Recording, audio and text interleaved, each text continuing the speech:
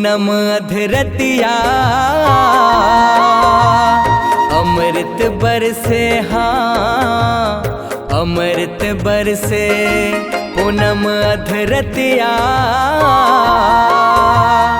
अमृत बरसे हाँ अमृत बरसे यहो अमृत बरसे हाँ अमृत बरसे यहो अमृत बरसे हाँ अमृत बरसे पूनम अधरतिया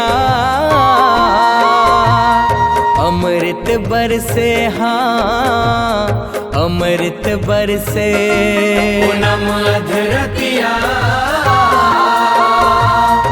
अमृत बरसे हाँ अमृत बरसे।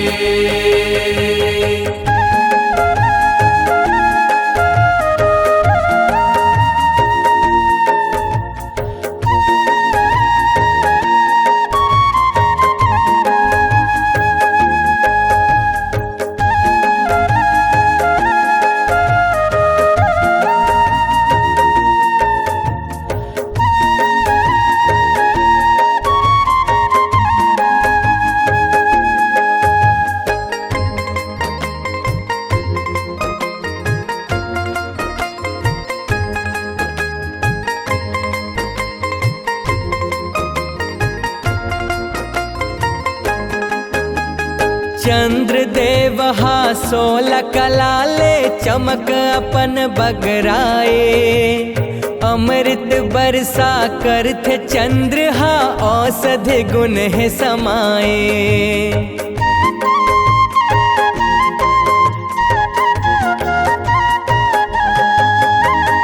समुद्र मंथन ले लक्ष्मी माँ होथे प्रगट बताए किशन कन्हैया शरद पूर्णिमा महारास है रचाए।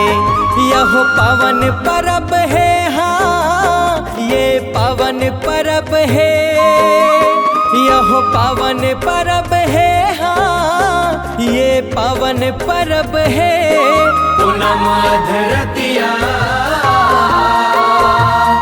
अमृत बरसे हाँ अमृत बरसे पूनम अधरतिया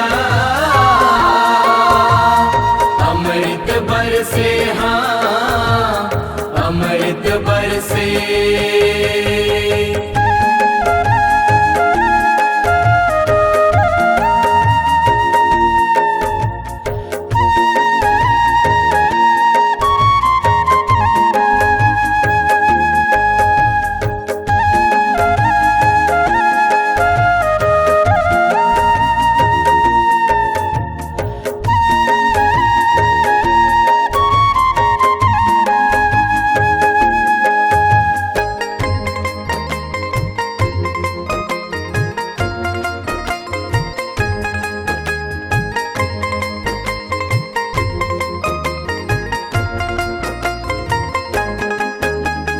चांदनी रात मखीर बना के अंगना बीच मड़ाए चंद किरण संग अमृत बरसा खीर मगिर थे बताए।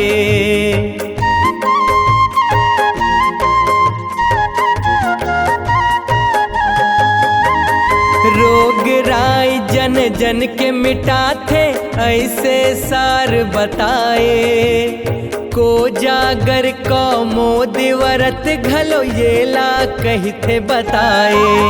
यह कांति कार्तिक हाँ ये जसला सुनाए यह बिंदु कलम ले हाँ ये कथा सुनाए। पूनम अधरतिया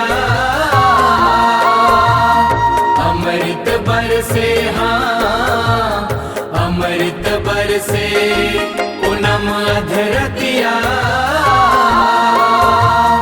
अमृत बरसे हाँ अमृत बरसे। यहो अमृत बरसे हाँ अमृत बरसे यहो अमृत बरसे हाँ अमृत बरसे। पूनम अधरतिया अमृत बरसे हाँ अमृत बरसे पूनम अधरतिया अमृत बरसे हाँ अमृत बरसे पूनम अधरतिया अमृत बरसे हाँ अमृत बरसे पूनम अधरतिया अमृत बरसे हाँ अमृत बरसे।